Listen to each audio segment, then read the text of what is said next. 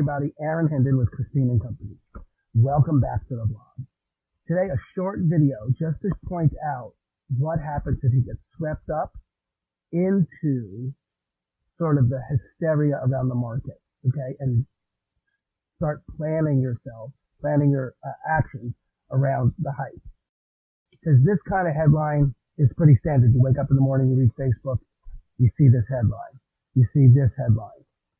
Really common. 18 months of the nation's hottest market. Here's one that says it's 17 months. Here's a big question about why are the prices so high? So whatever you do, this is going to shape your view of your market. This is a real problem because that's the macro version of the market over a long period of time relative to a huge history, last 18 months, things like that. You're not buying or selling over an 18-month period. You're buying or selling now. And you're not buying or selling in Seattle. You're buying or selling in a very specific area, a block, a house, a neighborhood. So it's really important that you not get swept up into this because look, this is the kind of problem people encounter. They get psychologically wired up to think, oh, well, I should get multiple offers for my house. It's the hottest market in 18 months. Except, look, these are the last 6 months in Seattle. The available inventory has tripled over the last month. The supply is 3 times what it was this year.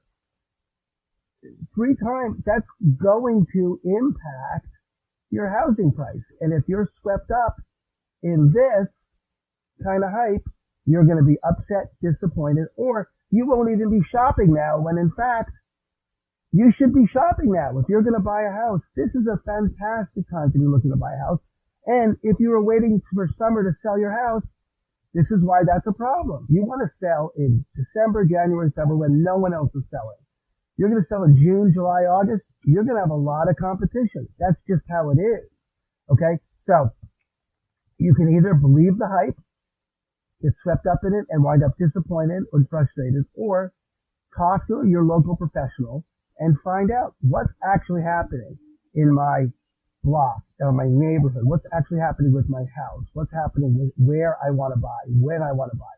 These kinds of things can be learned. If you want this kind of analysis for a particular house or a neighborhood or a block, let me know. I'm happy to do this work for you.